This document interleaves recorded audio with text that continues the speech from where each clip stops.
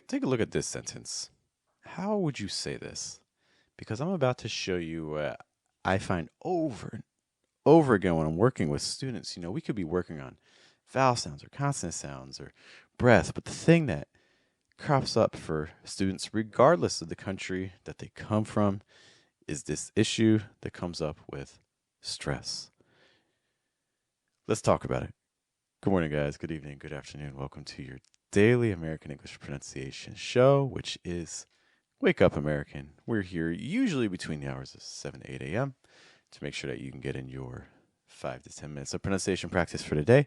And to guide you in that, there's me. Hi, my name's Geoff, or Rhymes with Breath. It's one of the 4 keys to a natural sound American English, including placement, pitch, breath, trying to weaken your consonant sounds in order to strengthen your vowel sounds. I want to talk about something today that is connected to, for instance, like pitch and breath and even placement to a degree, but it's a little bit different. It's stress patterns. So we have this sentence, and I want to read it a couple different ways, and I want you to see if you can hear a difference. But let me start by doing it the way I hear a lot of students reading it, doing something like this. Like, there isn't really that much to say, I don't think.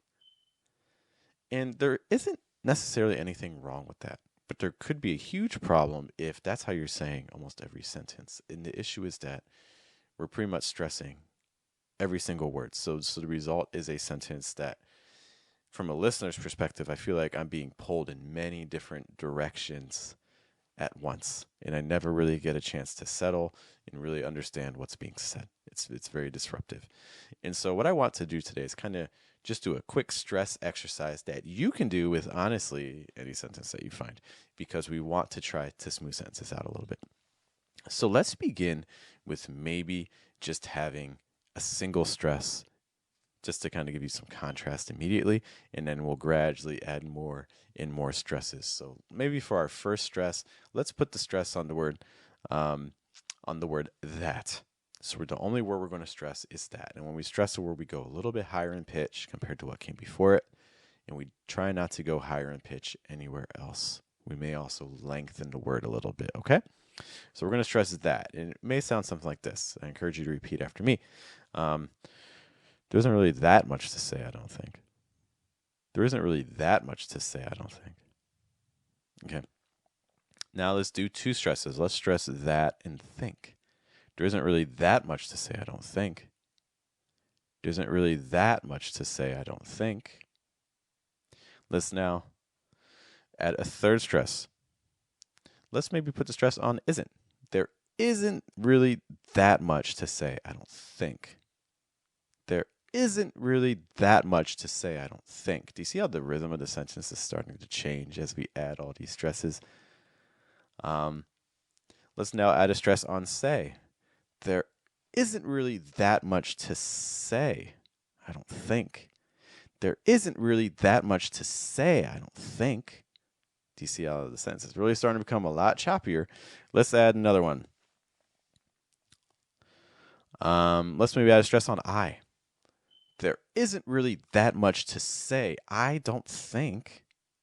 There isn't really that much to say, I don't think. Okay. And we're pretty much, to give some contrast, let's do it that way again, and then let's do it the way with only a single stress. Let's even catch the difference in rhythm.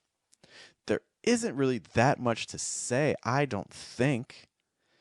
There isn't really that much to say, I don't think. Do you notice that as we add stresses, we're making the sentence, we're chopping it up a lot, and it becomes a lot more disjointed and things like that, which can have its advantages and actually be appropriate for some situations. I'm not saying never do it, but I am saying, hey, maybe when we're talking, we can try to cut down on the number of stresses that we're using, and it may actually help us to flow. Now, as you're reading this sentence, you may be looking at this, be like, oh man, I have a hard time with these TH sounds, these R sounds, maybe some of these diphthongs, like the A sound on say, and you're trying to get some practice. If you're looking for like more of those finer aspects of pronunciation, then I encourage you to take a look at someone who helps make these videos and streams possible, which is Elsa. Elsa is an app. They have a free pronunciation test, and they have some free access to their premium exercises that they're excited to give to you guys, and I'm excited to help you reach it. Basically, that pronunciation test can help you identify areas to work on, and then with the access to the exercises that they'll give you, you can practice on those specific sounds. I would record myself as I practiced them. So then when my membership expired, then I could still practice. Or maybe I'll like the exercise and I can continue. Regardless, you need to record yourself to hear what you're doing. But I think it could be a helpful tool for your language learning journey. So take a look at the video description or the comments to get access to that. But hey, thank you guys so much for hanging out with me today. Practice this stress stuff. Let me know how it goes for you. And look, there's a lot of pronunciation resources out there. I get it. So the fact that you are here is greatly appreciated. I'll see you all later. Hope you have a good day, good night, and a good afternoon.